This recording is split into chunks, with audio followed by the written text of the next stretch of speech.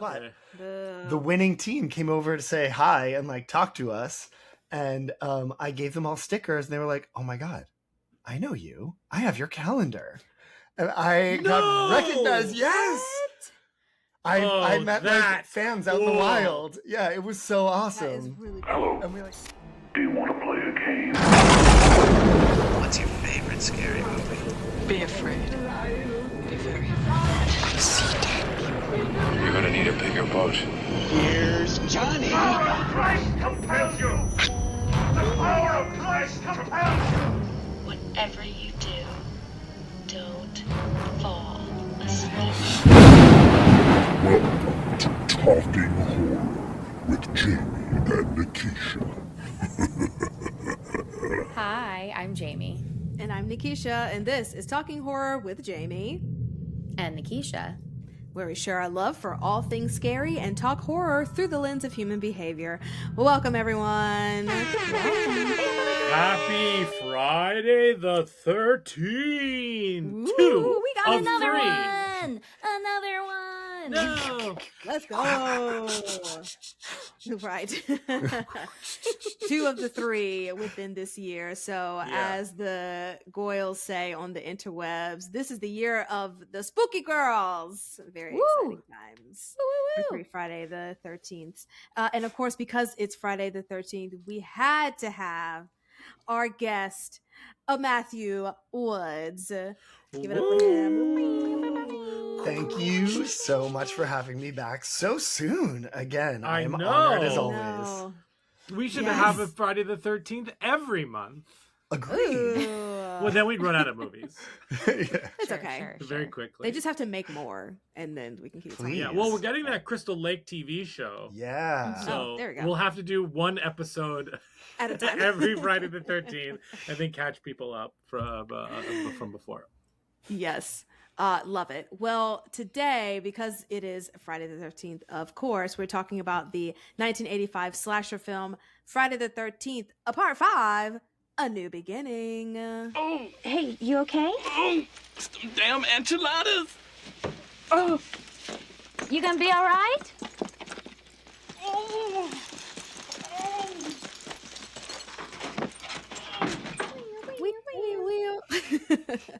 So this movie was directed by Danny Steinman, and it stars Melanie Kinnaman, John Shepard, and Savar Ross, a very young Savar Ross. You might have seen him on Different Strokes and Family Matters if you watched those shows when you were growing up.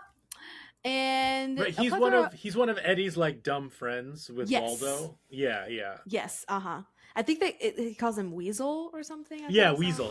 That's it. Yeah. But good with times. Waldo, seeing him. Geraldo, Faldo. Waldo Faldo. Yes. What an incredible name. Yes, I love sitcoms. And there's also I love sitcoms. But that likens to our previous, what we recorded previously, but a month ago. The as of people now. under the stairs. Yes. Matt, we're catching you up. We're making that into a sitcom. Well, Brian is making that into a sitcom. The Oh people my under the God. stairs sitcom. Ma and Pa. Yeah, with Yeah. Mom, Pa, Oh my God. everyone like Mommy this and is Daddy. Ma, this is Pa, and these are the people under the stairs. It was Mommy and Daddy, actually. Mommy and Daddy with Roach. Yeah. turning Sometimes around. Daddy wore his fun latex outfit. Yeah, like the special My word's God. banana. You know, the word of the day. they were cast in that because Wes Craven was a fan of them on Twin Peaks.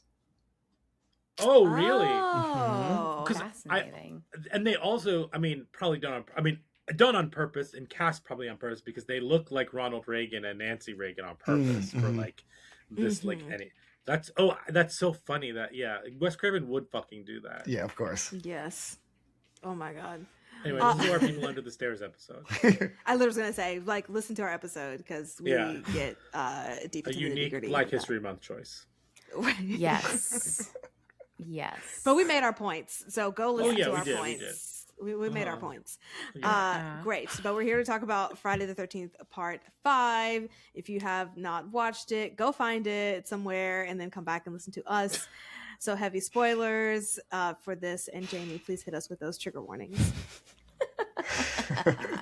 I mean, it's another Friday the 13th movie. So your themes are slashing, stabbing, sex, drugs, rock and roll. No, Yes. and some foul-mouthed language like dildo. God bless Ethel. Dildo. God bless Ethel. Uh-huh. You fucking dildo, finish your scrap. Yes. That's exactly it. Yeah, losing limbs, finding corpses, being impaled, poor weird depictions of mental health. Yeah, I don't know. Did I miss anything? No, it's a slasher. Same old. Same Business old. as usual. As usual. Insides on the outsides. Insides on the It's outsides. So, Yes. yeah, fucking axe to the head out of nowhere. Oh my Oh god. my gosh. Oh, chocolate Hedge. on sheets. Chocolate on sheets. Actually, that's what really got me is the chocolate my on God. freshly When he touches the washed sheets after his hands are chocolatey, I honestly, there's no coming back from that. cut it off there, Yeah. like His affliction Fantastic. was supposed to be that he was a compulsive eater. Which is why I didn't he- even gather Sorry, that. yeah, I know. Me neither. I read that later. Was like, what? Oh, that's so Oh my like God. that was. Oh my! I'm shocked by that piece of information. Yeah, Yes. I was too. We need to have every time Matt comes, like a separate segment now with fun facts with Matt. Yeah, because that's- Oh every my time god, he comes in, please! it's I like- actually Yeah, wrote yeah, fun okay. facts on my page. Yeah, My notes. Amazing. Okay. We'll put it in. Fantastic. Well, Yeah. before we get into everything, because it seems like we are all bubbling to talk about this movie, producer Brian is going to give us just a couple of words. Yeah. Hey everybody, hi YouTube. Hello to everyone listening to us on Spotify and Apple Podcasts. We really appreciate you being here. If this is your first time here, welcome. We hope you stay. If it is your 100th time here, thanks for coming back. That's pretty cool. Don't forget to follow us on all social media at Talk Horror Pod. We do a lot of fun things there. We will be at film festivals this year, South by Southwest as well. We're there now when you're listening to this. Yes. Having a great time. Oh yeah, we'll be there on Friday the 13th. Yes. Hell yeah! I didn't even How realize cool. that. Oh my god, that's Yeah. amazing! Oh, Oh. Oh shit! I didn't even think about that for a second. Mm-hmm. So that's fucking cool. Yeah. And then we'll be at Overlook later this year in April next month. So we'll be covering everything there. Definitely give us a follow.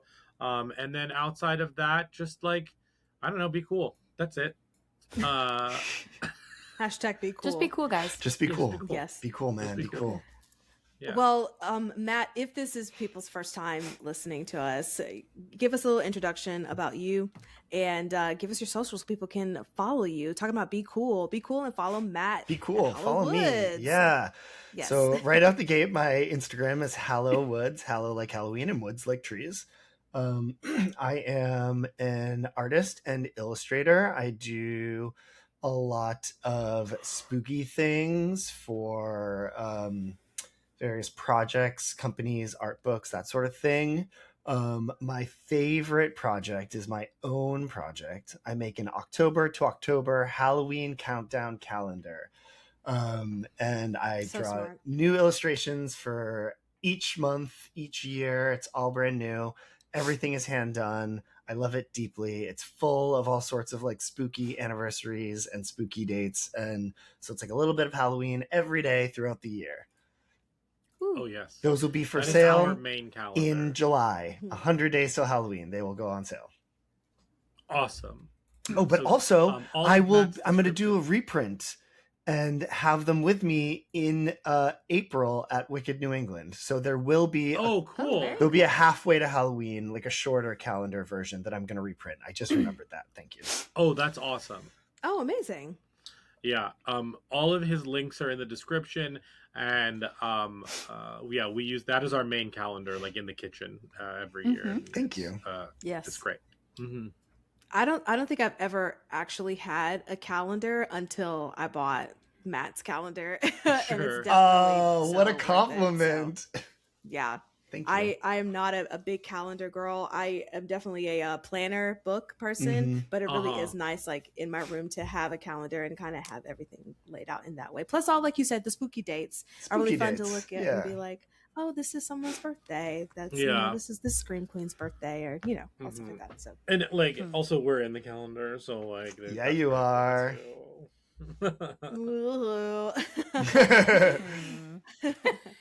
Fantastical.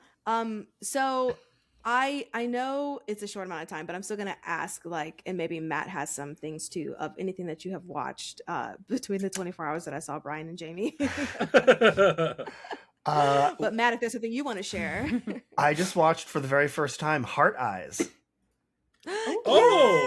We saved it for Halloween. Like, we were gonna watch it a random time last year. For Valentine's was like, Day? no, for Valentine's Day, yeah.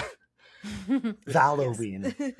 Halloween. I love that. Yeah. I love So that. we just watched Heart Eyes, and it was so fun.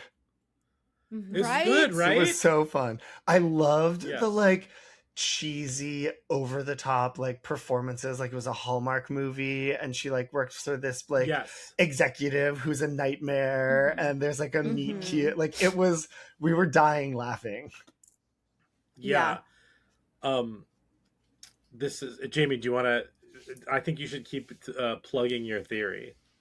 Your thesis. That so the director of the movie, Josh Rubin. Oh, my brain just did like a brain fart. That he has a comedic background, and my theory is that horror directors who are really good come with like this pre-existing experience in comedy, and they seem to find the perfect blend of like horror and comedy, but more so just like really effective at, understanding horror. So we have Jordan Peele, we have Zach Kreger. There was another one that we had said that we had forgotten and then remembered.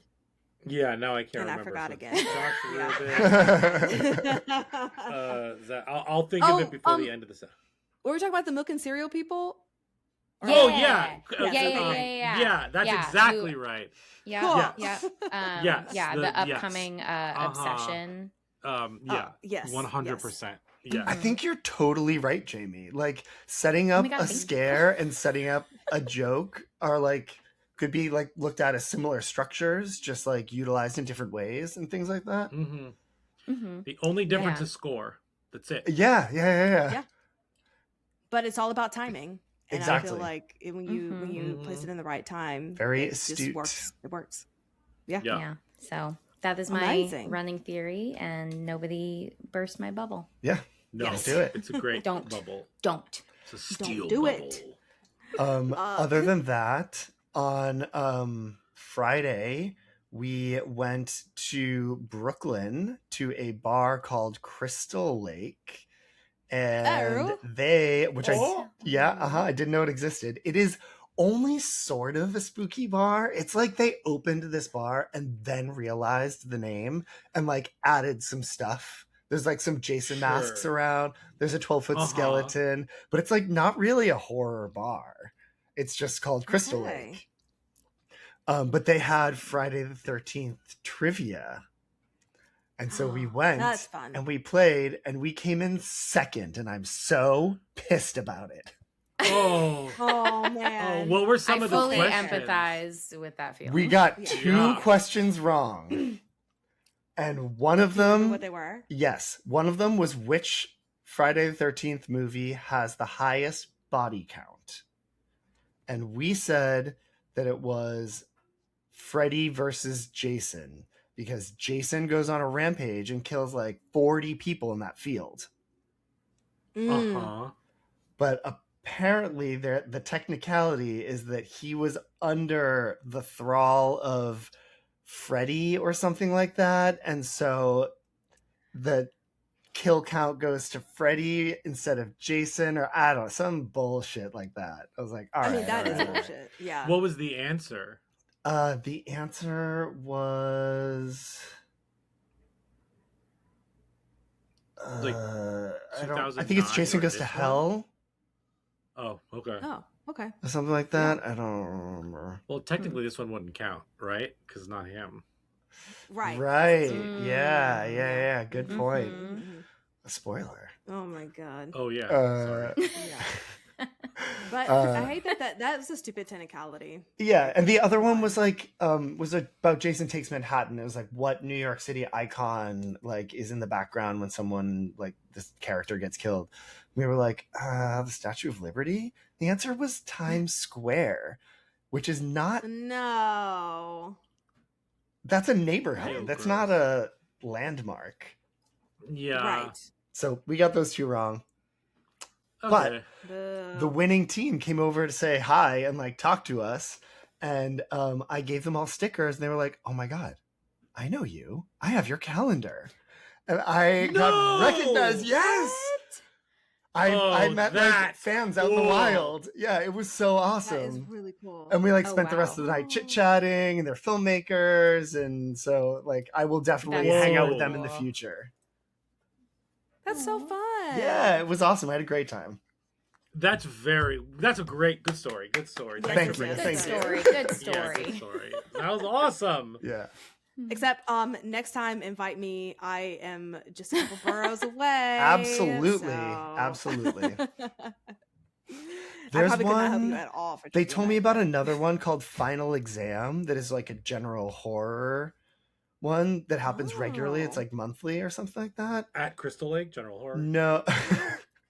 It's at a different bar, but I want to try that one. They said it's way harder. Cool. I'm sure. hmm So come do That's horror awesome. trivia with me, Nikisha.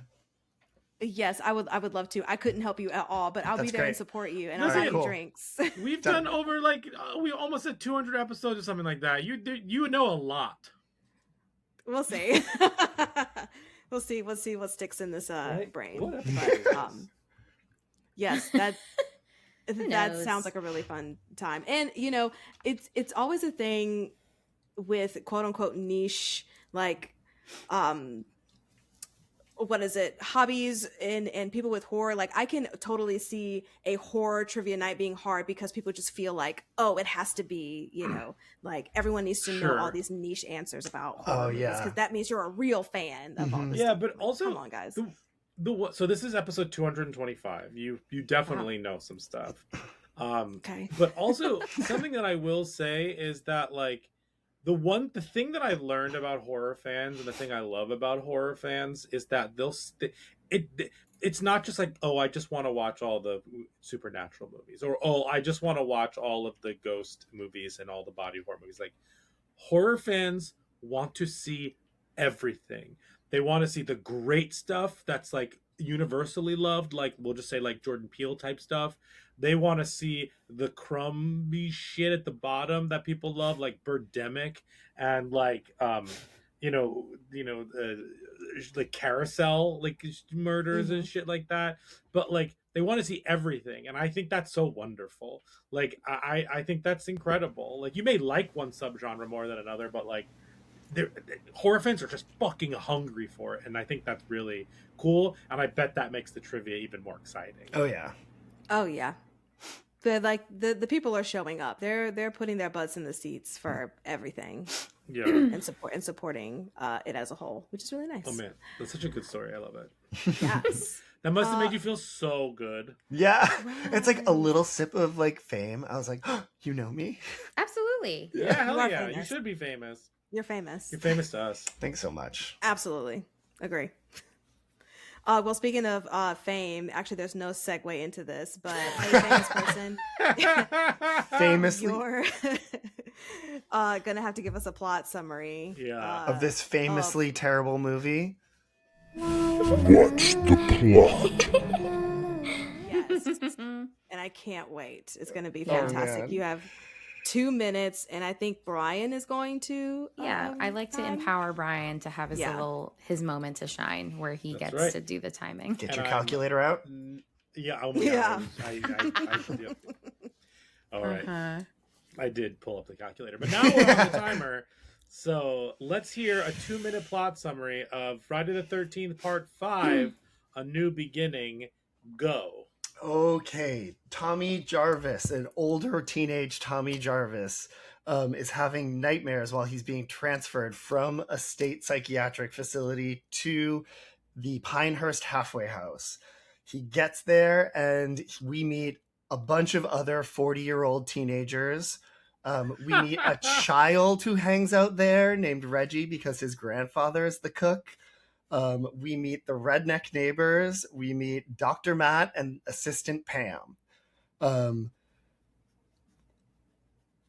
of the other patients, people who stay there, gets killed because he's annoying. There's like some punk guy with an axe who decides he's going to kill him because he's annoyed. Cops and paramedics show up, take him away. 2 greasers on the side of the road get killed randomly. A diner waitress and her boyfriend get killed randomly.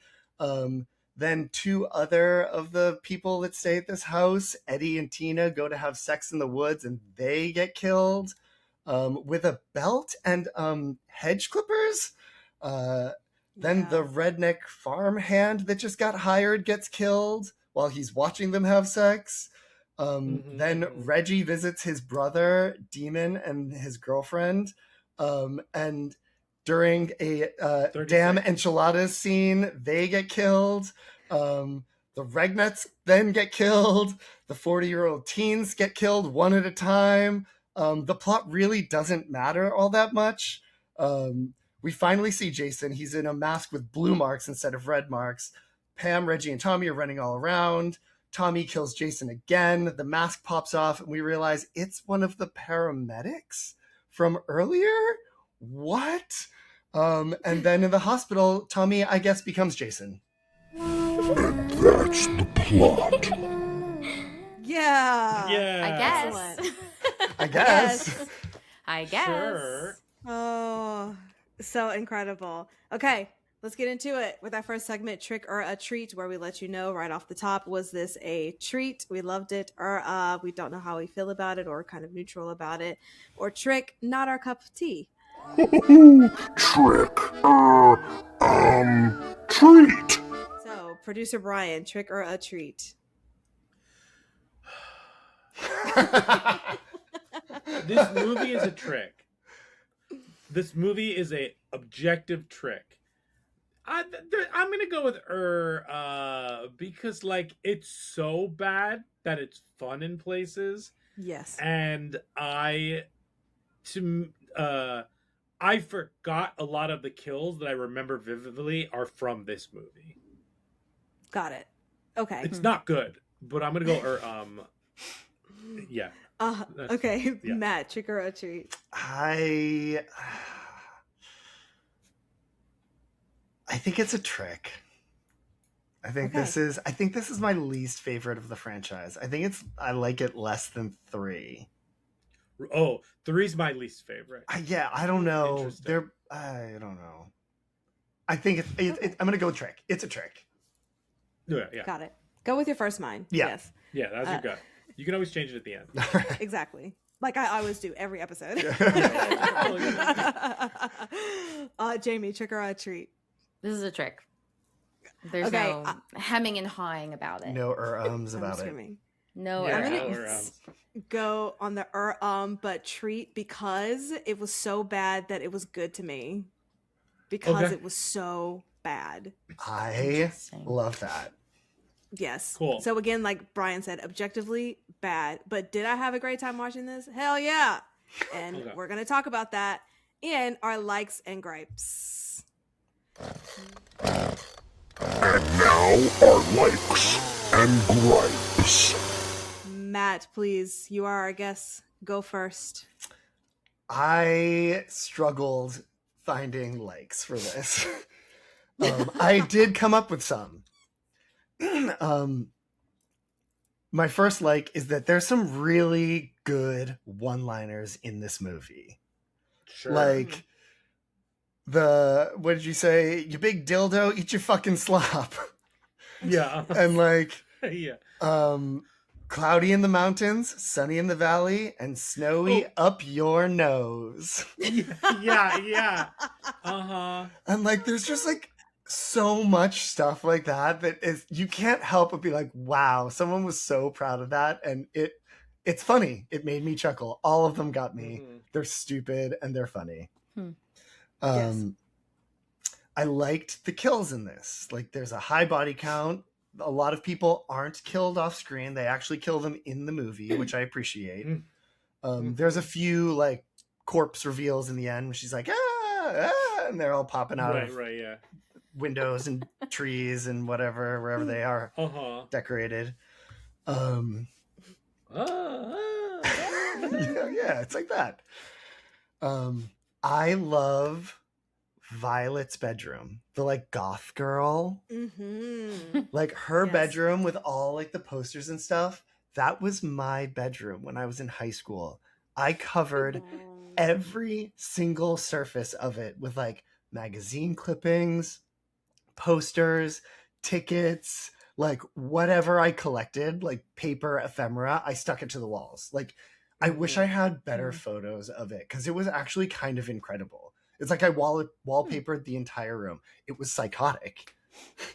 But no, it was a real life ransom note. Yeah, it was like a weird museum of everything that I did in high school. That's cool. I mean, that's cute. Like friends would like come over and be like, "Oh my god, we did that together." I'd be like, "Yeah, I know." And like this picture and that thing, and so it makes my heart happy to see like teenage bedrooms decorated that way. Hell yeah. There's a girl named Tina in this movie. There's a girl named Tina in the last movie, one of the Doublemint twins. I know there's a girl named Tina in part 7 because she's my favorite, Tina the Telekinetic. Is there a Tina in every Friday the 13th? I was like, how many Tinas get killed by Jason? I didn't Google it because I didn't know if, I don't know, you would know this question or... You're the fun facts person. That's true. We don't know. we actually said to each other, we didn't Google it because Matt will know. that was actually what we said. Yes. Okay. It's only those 3. Oh. Okay. Yeah. It's only those 3. Missed opportunity. Yeah, could have kept going. But like, why keep using the name? It's just like a funny quirk. It's the 80s. Everybody was named Tina. Yeah, totally. Maybe. So popular. Wow. And my final like is Tommy's sweet bod. Sorry to objectify Baby, that you, man Tommy. is fine. I wrote body yaddy yaddy in my notes. Yes, I did too. I wrote like, damn, this guy is hot. He like, is. What? He really is. I can't pay attention to anything else. Uh-huh. Like, he's beautiful. Yep. Obsessed. And my gripes are, it's kind of just like one big gripe. Before I watched this movie, I saw somewhere, I think it was probably on Instagram, someone said that Friday the 13th Part 5, A New Beginning, is the last mean-spirited of the Friday and 13th franchise. And they understand why Paramount was embarrassed of these movies. And I can see that. That like... Can you go into that a little bit? Yeah. So from here on out, the next movie like swerves hard into horror comedy. And they continue on that route like unendingly. Like all the way through like Jason 10 Jason X, my bad. Freddy versus Jason, like they're all like lighthearted and silly, and like the later ones are a lot of what people remember because of that.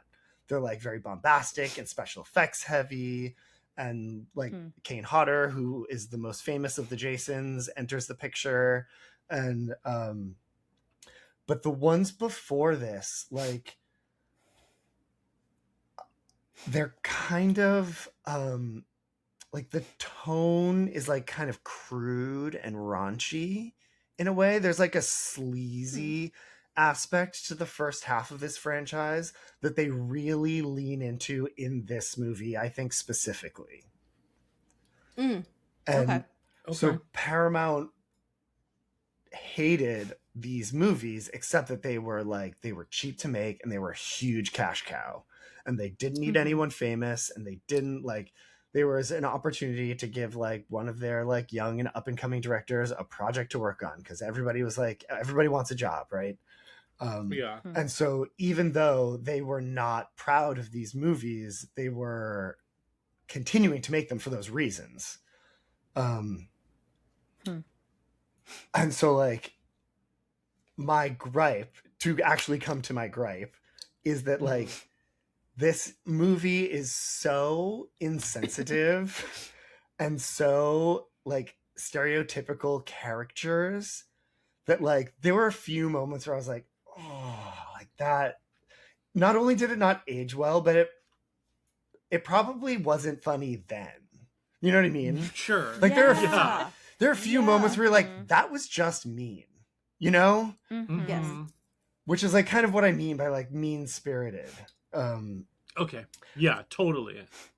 And it is like this like mean spirited depiction of marginalized people getting murdered by a man who gets unfounded sympathy for being an absent father. Yeah. It's just like the whole like kind of premise like wasn't really like, it's just kind of icky. You know what I mean? This movie feels kind of icky to me, and that's why it is a trick to me, you know? Yeah. The movie, especially because the kind of inciting action of this, the kind of the guy getting his fucking head cut in by an axe. Absurd. Like is one absurd. Jamie gasped when that happened. Because that was fucking buck wild. Buck And wild. that's the inciting event of this movie? Yeah. What? And All he was doing was eating a chocolate bar. yeah, and that character specifically is depicted as the most that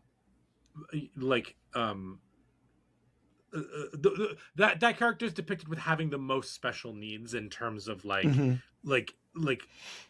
how it is conveyed in the acting and the script and all of that. I guess he's only supposed to be a binge eater, but like and like that is yucky. It just feels, and then like totally. Totally.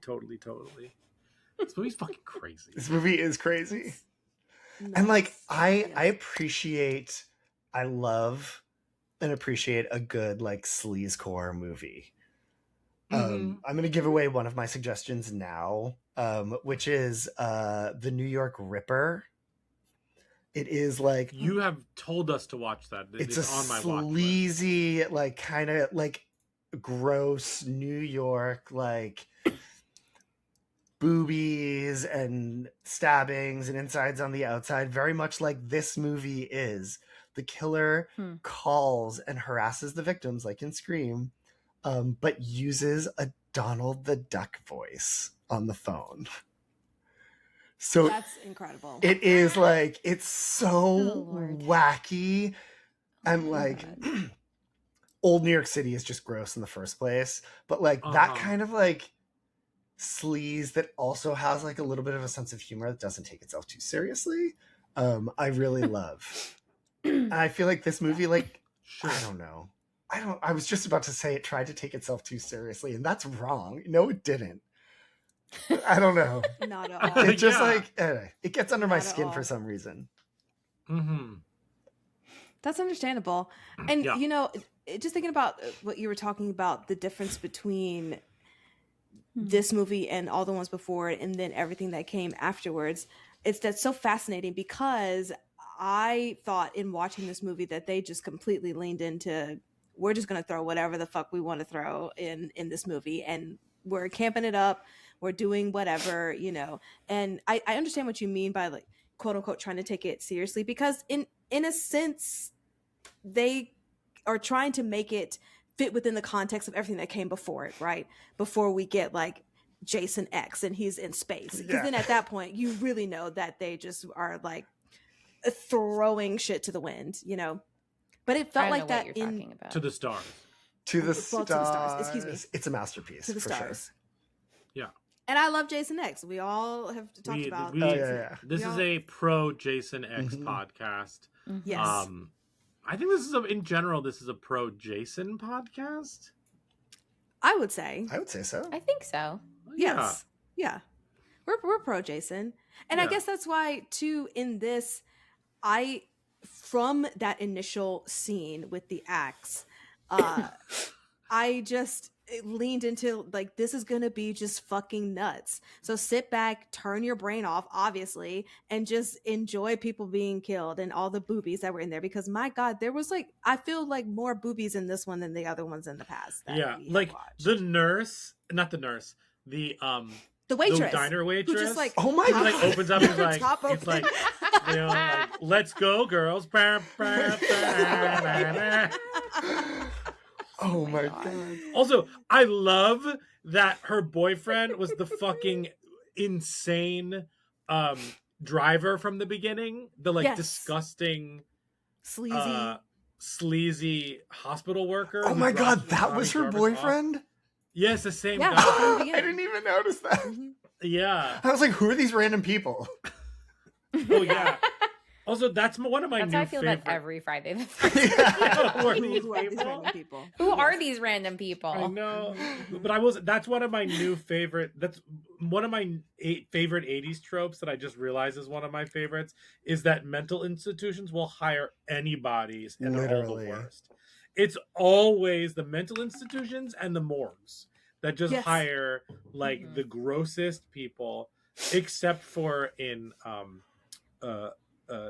the Autopsy of Jane Doe. They're delights. They're lovely people.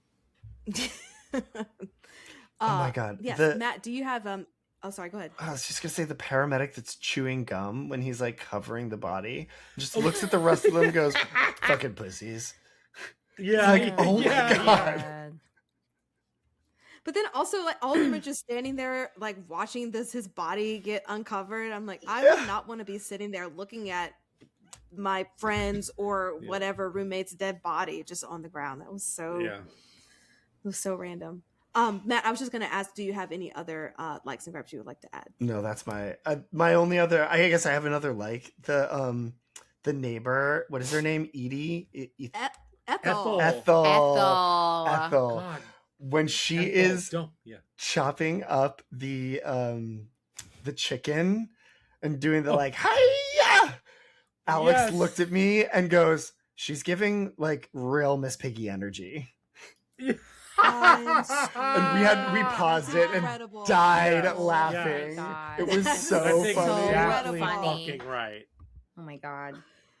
Well, I'll piggyback off of that because Ethel was also one of the main reasons that she comes in at the beginning of the movie before the chaos happens and sets the tone of like Mm-hmm. Oh my these God. kids fucking in my yard and all this Oh stuff my like God. that. And I'm That just scene like, is so good.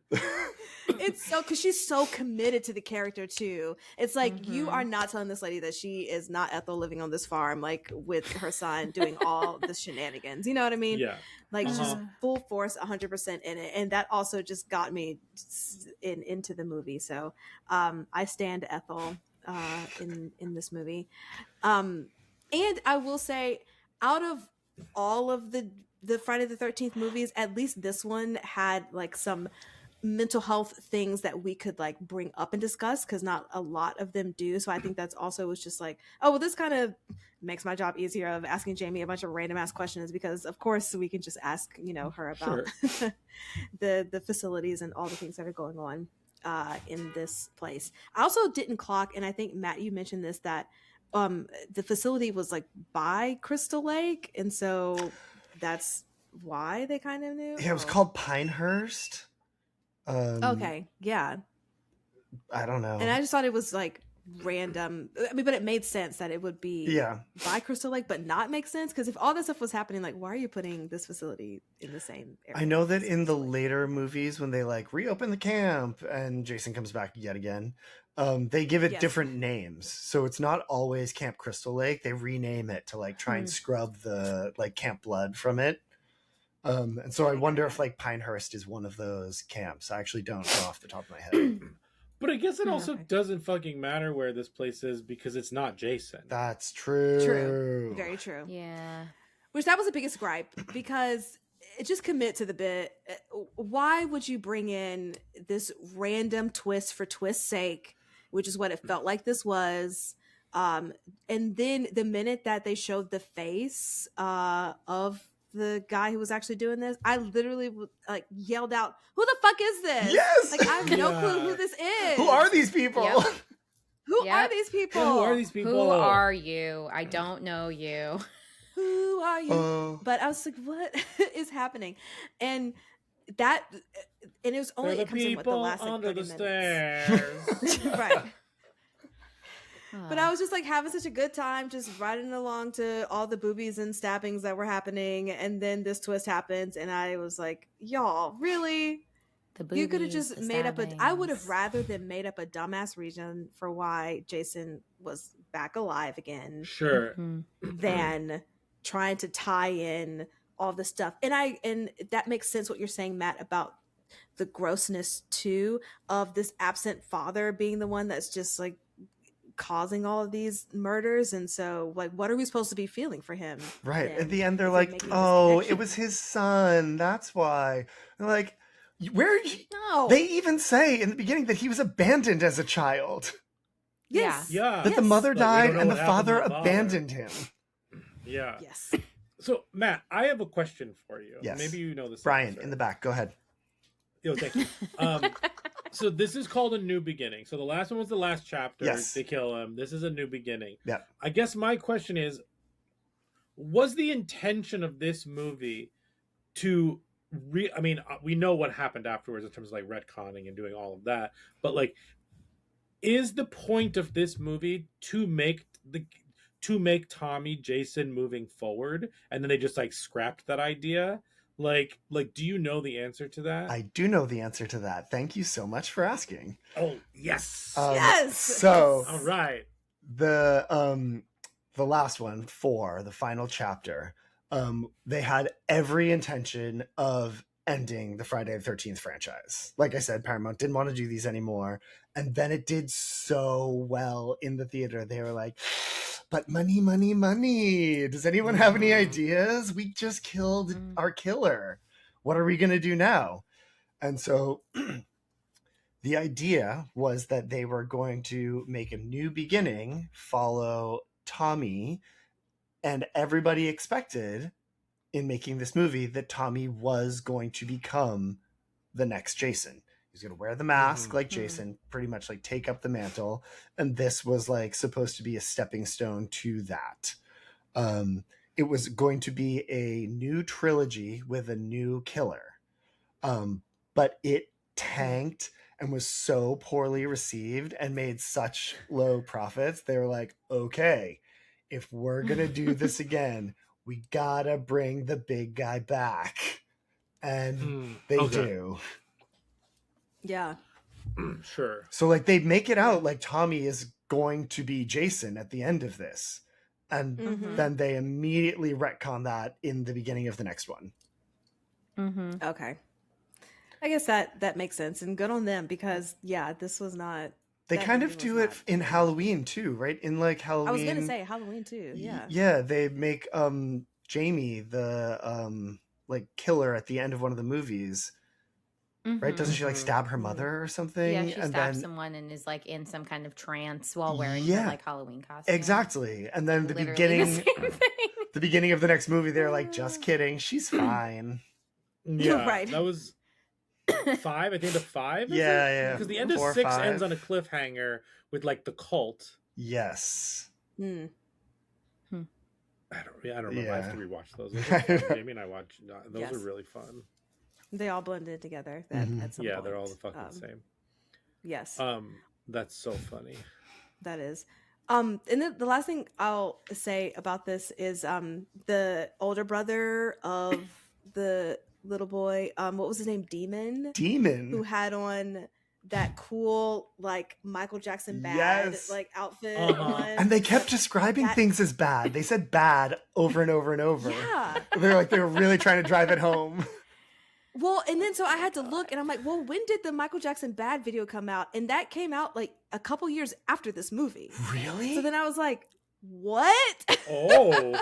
Yes. Whoa. I literally was like a couple of years after this movie is when it was released, and you can check my math. That's but I wild. want to say it came out in 80. The bad video came out in 87.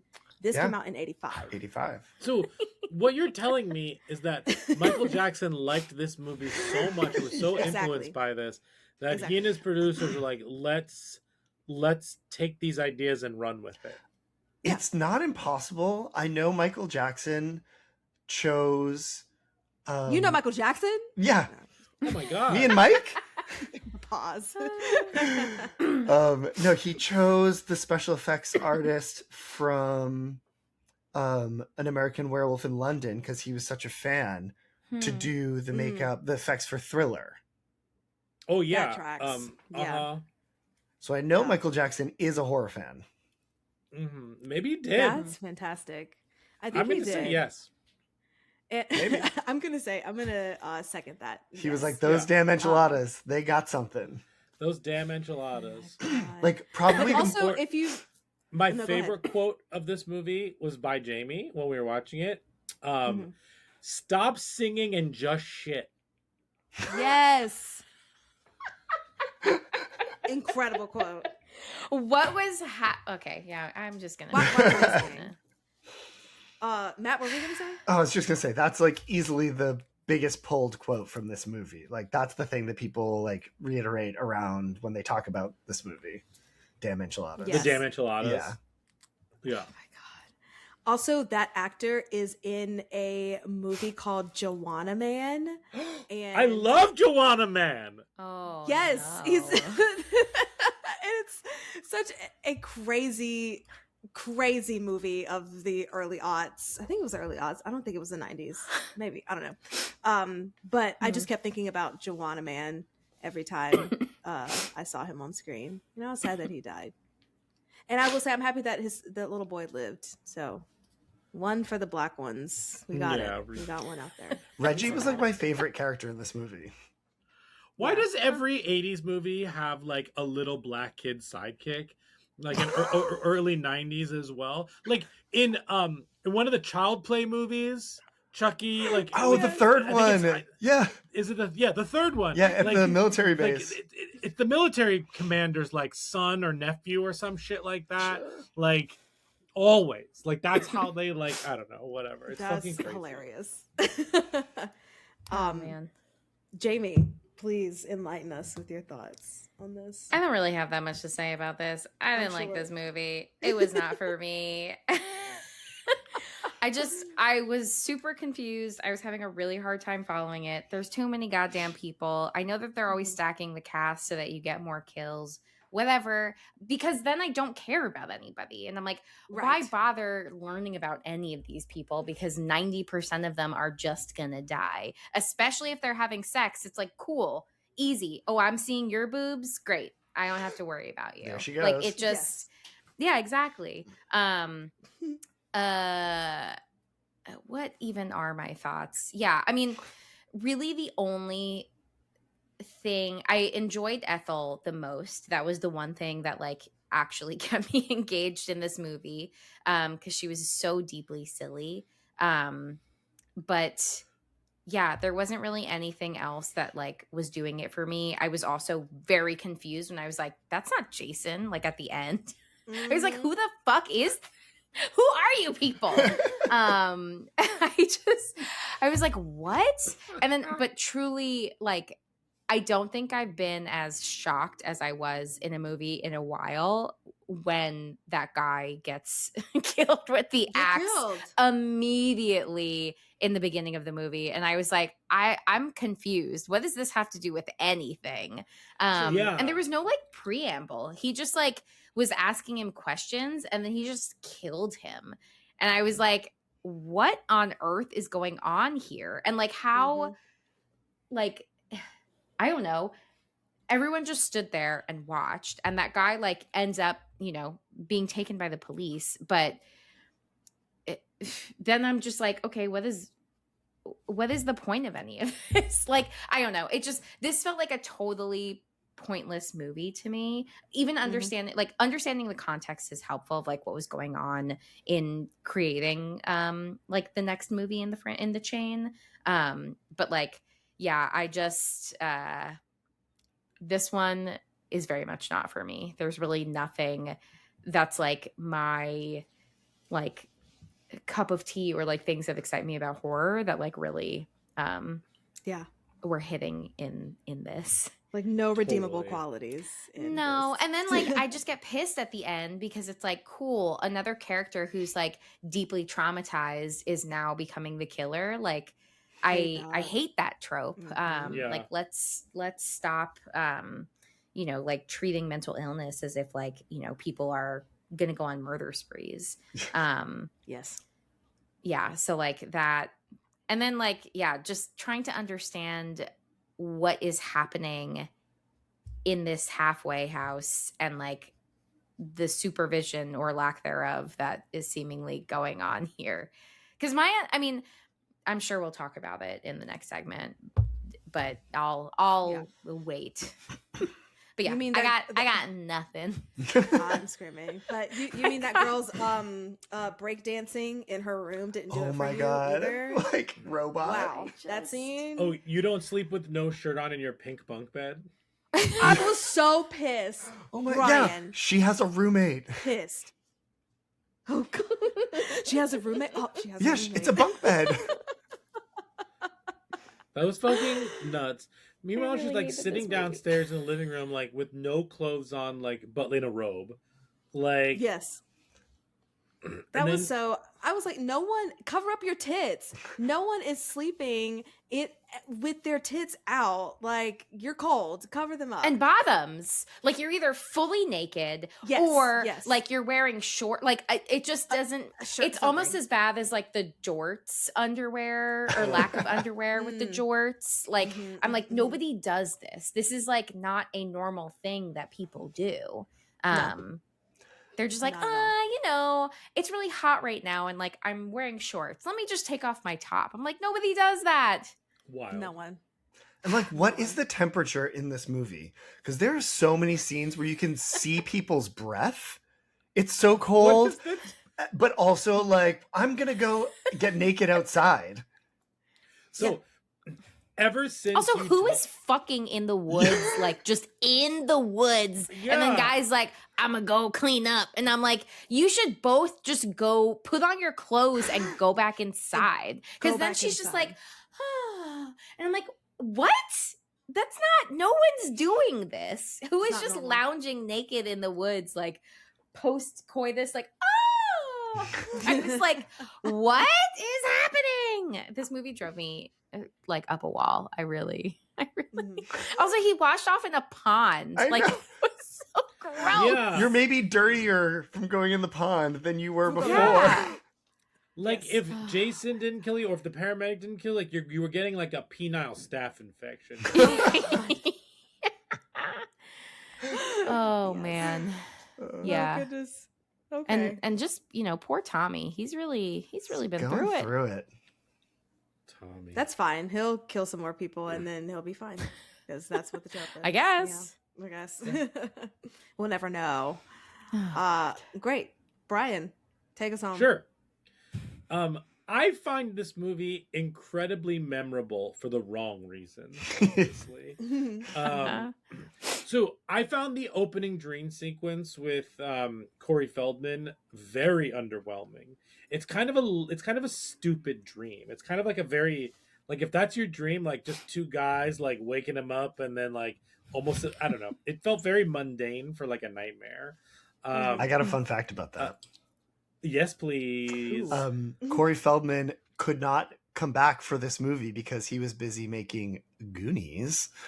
So what they did was filmed that sequence in his parents' backyard and just insert it into the movie to tie him in as Tommy Jarvis. This is the new Tommy Jarvis. Oh, really? Wow. Yeah. They filmed it on a Sunday because that was his only day off making Goonies. Oh my God. That's so funny. With like a garden hose or whatever and like a slicker. Yeah. Yeah. I know. It was like very Georgie Pennywise. Yeah. Moments. Like, what is hey, going on? you know, the magic of movies. Yeah. Also make your money. Yeah, make your money, boy. The magic of Make your money so your parents would movies. spend it. Yikes. I love that he's still obsessed with masks, or that's just like the bag that like he brought in when he was a kid and left with as an adult. But it kind of just like stops after the guy like wears one of his masks. Like it doesn't come back again. I guess like, at the end when like he pulls the mask out of the drawer.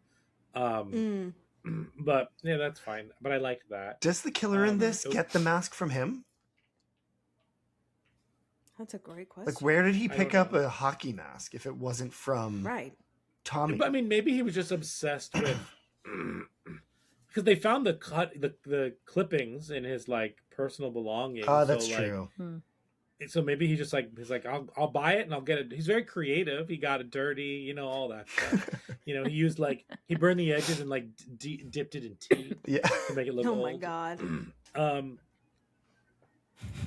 god. This movie really tries hard to make you think it's Tommy, like a little too hard. You know, Tommy's never there when the murderer is there. They don't show the murderer, you know, like that type of a thing. Obviously, you're just assuming it's Jason, but still. Sure. And okay, hear me out. The premise of this movie has potential if made in a different decade. Like this idea that this guy killed like one of the most fucked up serial killers ever, fucked him up, and he's being released back into the wild where like he's kind of like having these visions of him, and this is very, I mean, other movies I guess are derivative of this as opposed to this being derivative of other movies, and it's done much better in different places. But like to me, this is a fascinating like setup. Obviously not explored 0%, but I think just in general that the movie shouldn't get credit for that. But I just find that type of thing interesting. Like Scream 6 kind of tries to do that a little bit. Halloween Ends tries to do that. There's a lot of them that try to do something like that. But you know, I just find that interesting, and that's all really it. But then he touched the sheets with his chocolatey hands, and I was out immediately. Full stop. Nope. I truly forgot that the guy fucking kills him out of nowhere. Like I truly forgot about. I forgot that too. That did surprise me. Yeah. Oh man, and like honestly, the scene where she accidentally sets the places for dead people is a really good, fundamentally. Is a good idea for a scene, but obviously this movie plays it fucked up, you know, like doesn't like actually like dive into the fact that like she, you know, like she's just used to setting that many plates and now like 2 of them are gone, and like that's like there's something there, but this movie obviously doesn't want to tackle any of that. Right. Ethel is just truly one of the best. Snow flurries up your nose, you never see him kill him. Oh yeah, I forgot that the memorable kills are in this one. Naked in the woods, like that whole scene is pretty memorable. Mostly because of the hedge cutter in the eyes. The hedge cutter in the eyes. Also the belt that like doesn't really. They don't show how it kills him. Right. Like I guess his like head gets squishes crushed, his but then head. they show him. Yeah, and they show him in like later when they find the body, and it's like I don't know, nothing really happened to him. Yeah. And then the bathroom, the outhouse sequence is fucking incredible, and you know, just fucking stop singing and take a shit. But also, like, why is she singing, and then why is he like, what's happening? No idea. Who knows? They're just in love in the woods. Dancing in the room, pink bed. Oh my god, when Reggie just fucking leaves her, Pam. Like Pam doesn't even say like, "Bro, go without me." Like Reggie just fucking hightails it out of there and like leaves Pam to be killed. Hell yeah! And runs to the woods. Yeah. Yeah. Oh, I thought the entrance by Jason, aka the paramedic, like seeing him for the first time in the barn, was awesome. Like as an audience member, like before you don't know, when you think it's actually Jason, it's kind of like rewarding that like he's here, he's back. Yeah. Because before that, it's just like visions, right? It's visions and then like hands killing people. They don't actually show who's doing it, right? The only time we see Jason before this is in his dreams, yes.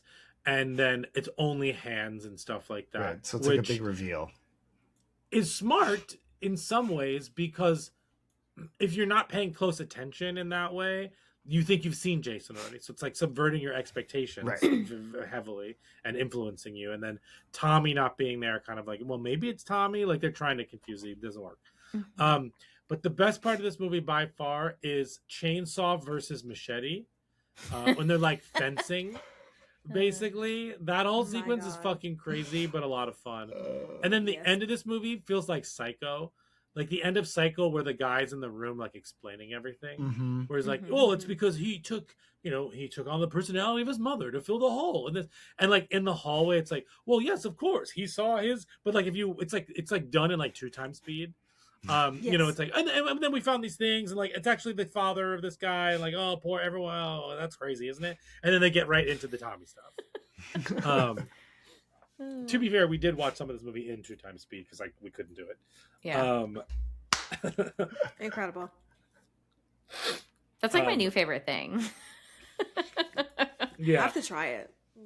Yeah. Sometimes it's great, and we usually don't do it with new movies. Like we'll if we're rewatching things, then like, and our son is running around. We're like, yeah, we need to watch this in 45 minutes, not 2 hours.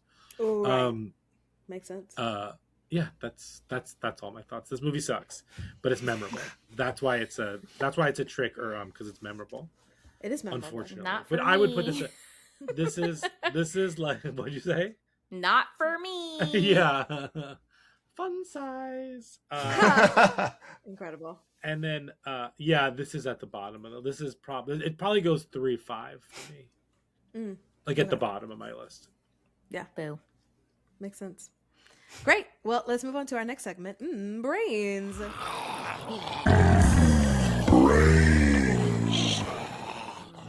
I don't think I want to eat these brains.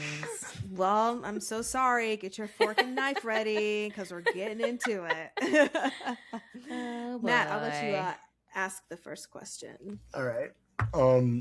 We paused the movie because my husband Alex noticed something in the background. There is a sign in the dining room that reads, "Remember, a balanced diet helps to fight schizophrenia." What an incredible poster. Oh, boy. So my question for you, Jamie, does a balanced diet help yes, to of fight course. schizophrenia? Oh, my God. Yes, of course. Moving on. I mean, so the only thing that really made me pull from is like from a medication perspective. I think there's a lot of different medications that like help with certain mental health symptoms and things like that. Antipsychotics, for example, for like for people with schizophrenia or any other kind of like hallucinations, delusions type of thinking patterns. I believe antipsychotics do cause weight gain. So that was the only connection that I could immediately draw off the cuff. All right. Nice. To think of. So like, yes. So the answer is that's an accurate poster. Sure. Yes. Great. Sure. Great. Fantastic. Okay.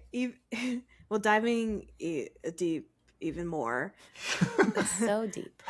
I want to talk about the facility. So when Tommy's being brought in, they like have a close up of the van, and it said some type of state institution, and then he's being taken to some other type of like alternate place where they say he can quote unquote re-enter society when he gets done with being at that place. So my question is, what's the difference between a state institution versus whatever the hell this place is in the movie? And do places like that even exist for people with mental illnesses?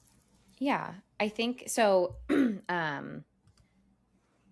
I think the way that they present it in this movie is a halfway house, which is like the idea of it is this kind of like transitional living space.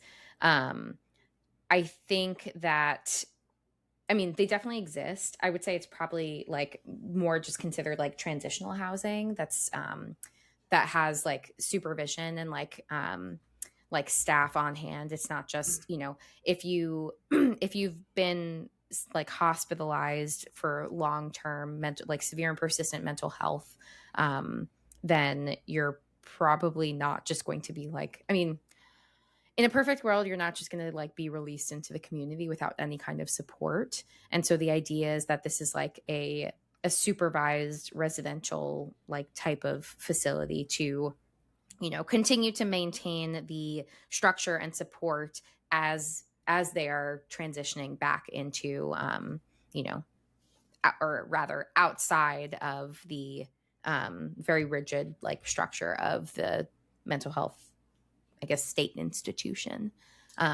So yeah, they do like groups, they do therapy. It's like a little bit more independent, but still like more of like an intensive like wraparound of services. So like just the next phase down essentially. And these are real programs that exist or like facilities that exist. Nice. Yeah. And like the hope is that they are coordinating care. So like, you know, before you're being discharged from like a state institution, that they are like making sure that there is a spot for you in this like supervised residential facility. And then like that there can be a seamless transition where like they're providing information and like know, you know, what your experience is and things like that. So yeah, like structured living facilities and things like that. But it's not always so seamless. For sure. Yes, Yeah. yes, yes. Sure. Mhm. But that's Just good like that this they're film. there. Right, exactly. It's not always Amazing. so seamless. And then my last question is when they're going through Tommy's paperwork, Pam and whatever the other guy's name is, Matt. that run the Matt. Oh, his name is Matt. Yeah.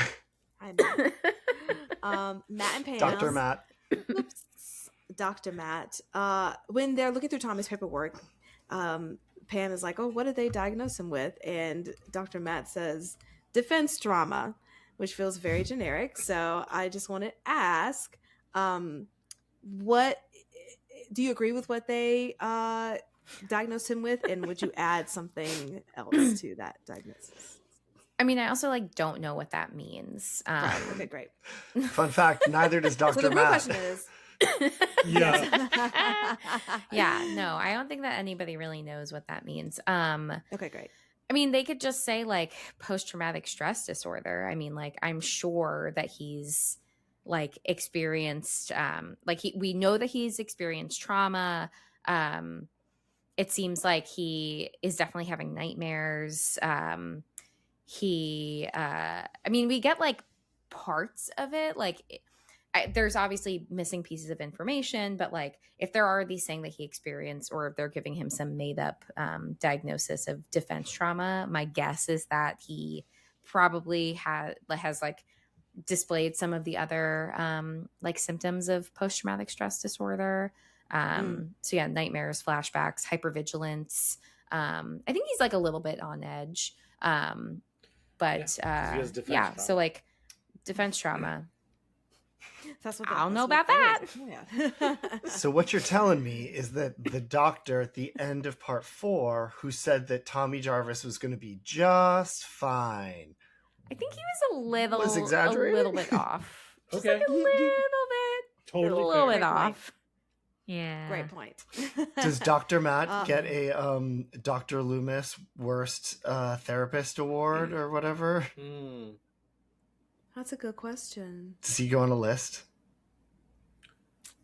Is he not that I'll leave bad? that up to Jamie.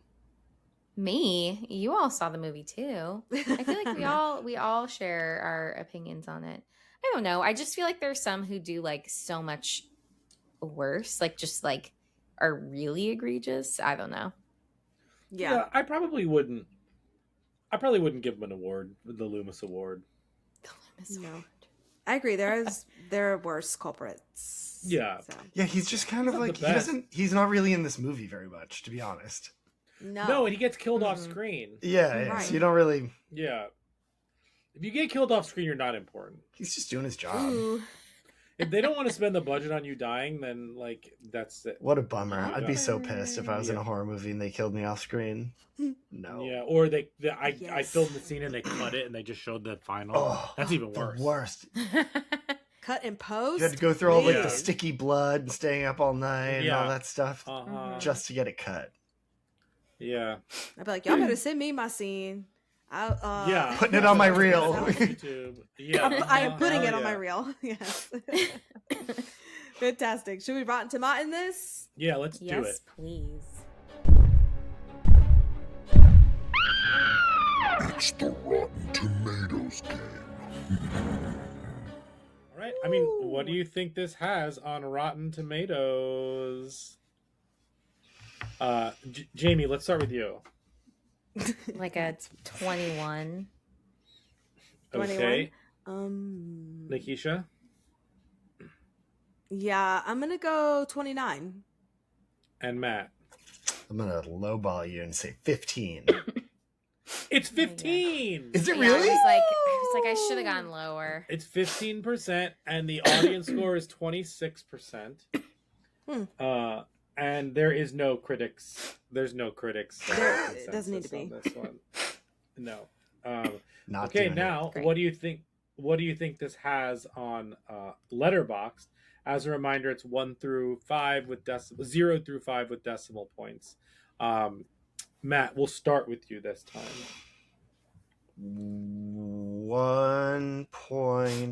1.6. 1.6. Okay. Now Nikisha. 1.9. Now Jamie. 1.8. It's a 2.3. Wow. Surprise. And then these are the top 3 most popular reviews. At number 3, on the basis of this film, I believe this mental hospital and its staff should be reviewed by the state considered for defunding. Absolutely. Yes. At number 2, the least fun group of teens so far in the series, except for Reggie. Reggie rules. Reggie does Yes. rule. He is great. He does. You know, And he then his parents only let him be in this movie if he they took all the swear words out of his dialogue. So that's why he says like frickin' A and things like that, because Oh, really? they wouldn't let him swear. But That's so that makes his funny. character more charming. I know. I thought that was really Yes. cute. Yeah. That's And then the number 1 most popular liked review is, "You make dildo, eat your fucking slop." Yes. Oh, God. Oh yeah. And then our Yes, yes, friend Brie Hart's Horror says, "You make me wait the entire film to find out that Jason isn't the killer. No, try again." Yeah. Mm-hmm. Oh my God. Cool. Yeah, that's those. Should we do the 4 S's? Yes. Skull, scare, shakes, and suggestions. The Talking Horrors 4 S's. One day you're gonna say no, and we'll just skip the segment.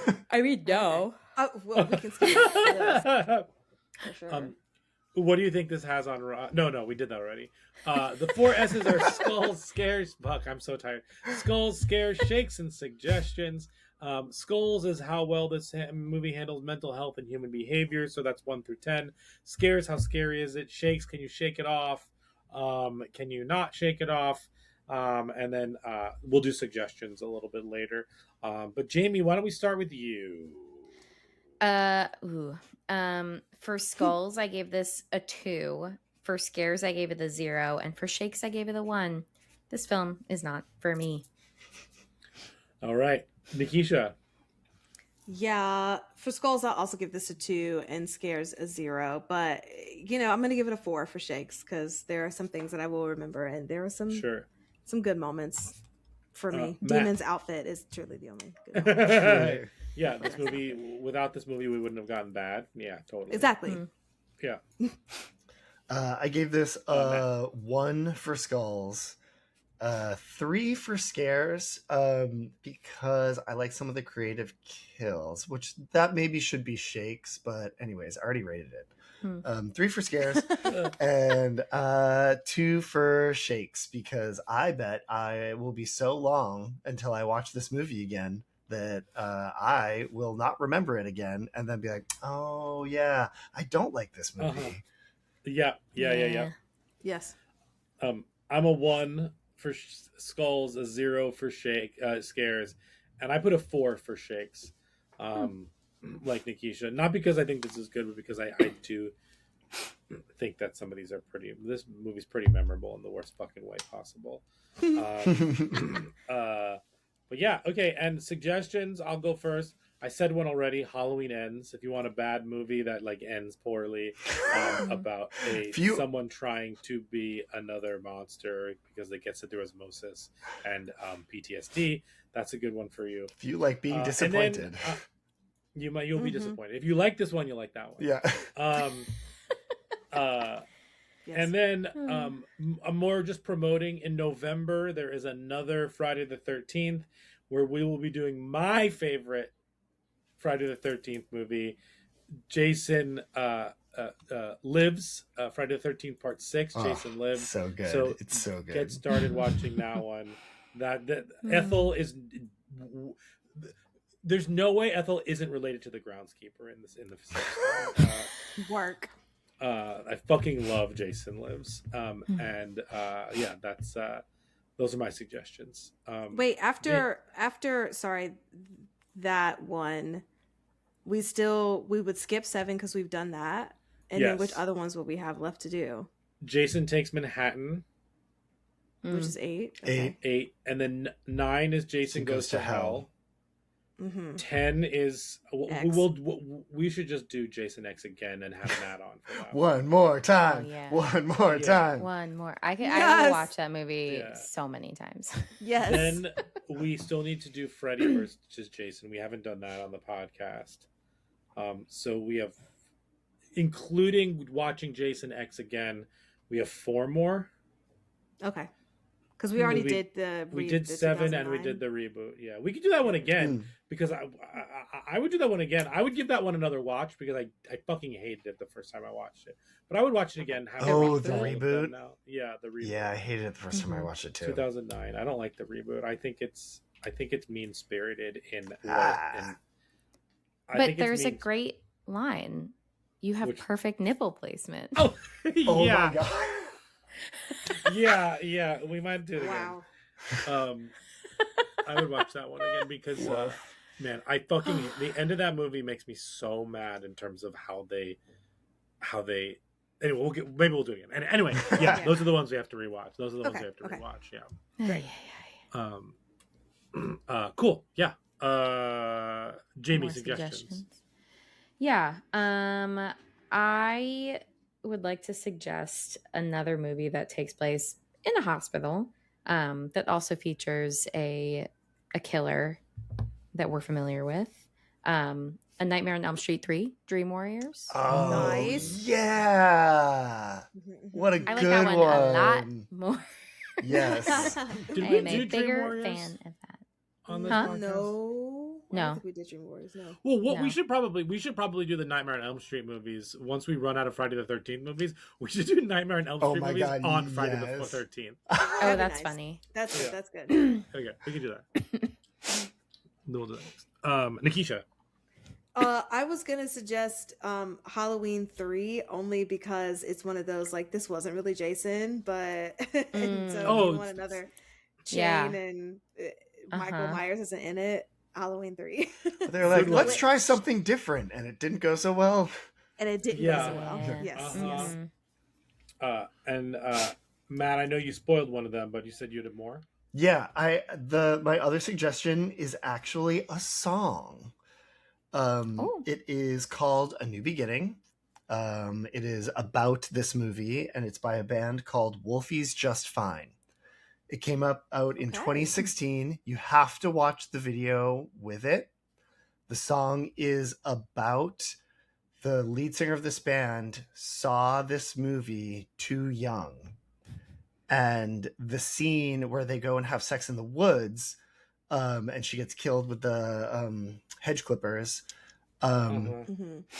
is like both a like sexual awakening and traumatizing experience for him, and that he's like, you know, obviously like he falls in love with her and he's turned on and like, but like doesn't really understand what they're doing because he's that young, and then like she gets killed and he's scared and like feels shamed, and like it's like got a lot of like complicated like little boy emotions wrapped up into this, and the music video is really good.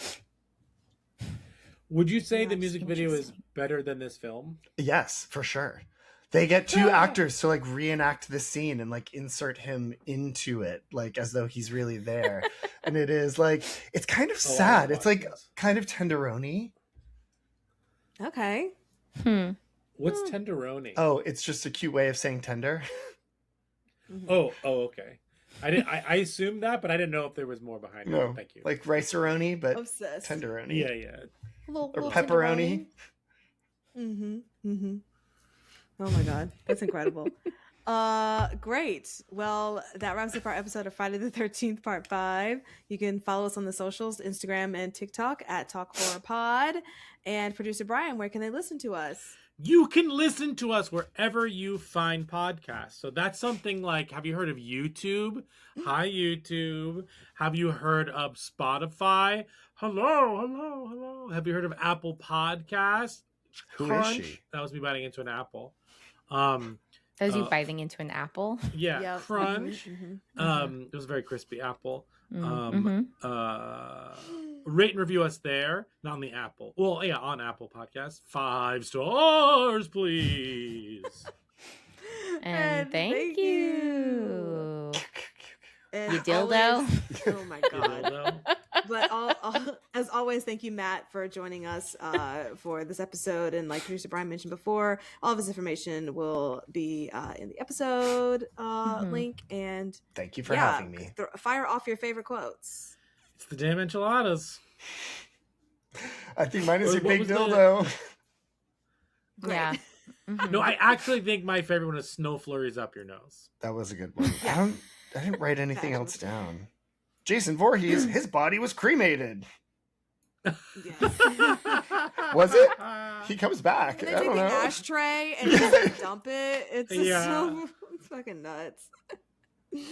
Amazing. Well, thanks for listening, guys. Bye. All right. Bye. Bye. Happy Friday the 13th. Woo.